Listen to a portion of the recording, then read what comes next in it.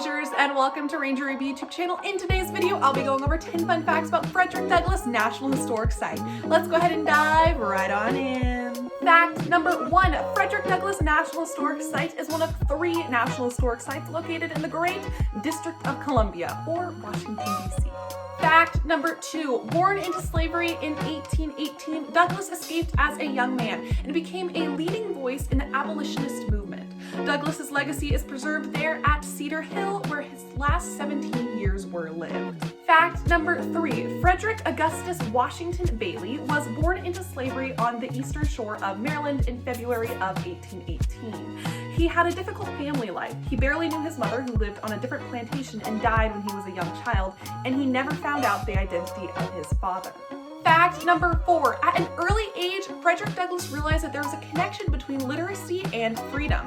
Not allowed to attend school, he taught himself how to read and write on the streets of Baltimore. Fact number 5, on September 3rd of 1838, he disguised himself as a sailor and boarded a northbound train using money from Anna Murray, a free black woman that he'd met earlier, to pay for his ticket of the board. In less than 24 hours, Frederick Douglass arrived in New York City and declared himself a free man. He successfully escaped from slavery. Fact number 6, after escaping slavery, Frederick married Anna, the woman who helped him get his freedom. They decided that New York City was not a safe place for Frederick to remain as a fugitive, and they settled in New Bedford, Massachusetts. There, they adopted the last name Douglass, and they started their new family, which would later consist of 5 children: Rosetta, Louis, Frederick, Charles, and Annie. Fact number 7, in order to avoid being captured and re-enslaved, the Douglasses traveled overseas. For almost 2 years, he gave speeches and sold copies of his narrative in England, Ireland, and Scotland. When abolitionists offered to purchase his freedom, Douglass accepted and gladly returned home to the United States as a legally free man. Fact number 8, once an ally of William Lloyd Garrison and his followers, Douglass started to work more closely with Gerrit Smith and John Brown. He bought a printing press and ran his own newspaper, the North Star. In 1855, he published his second autobiography, My Bondage and My Freedom, which expanded on his first autobiography and challenged the racial segregation in the North. Fact number 9, in 1872, the Douglasses moved to Washington, D.C. There are multiple reasons for their move. The Douglasses had been traveling frequently to the area ever since the Civil War had ended.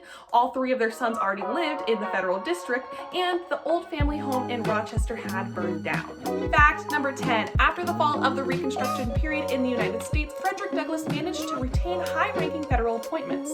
He served under 5 U.S. presidents as the U.S. Marshal for D.C. from 1877 to 81, Recorder of Deeds for D.C. from 1881 to 1886, and Minister, Resident, and Consul General to Haiti from 1889 to 1891. Significantly, he held these positions at a time when violence and fraud severely restricted African American political activism. Well, everybody, that's the end of today's video. I hope you enjoyed it. If you did, please be sure to give this video a huge thumbs up and comment down below with your thoughts. I'd love to hear from you.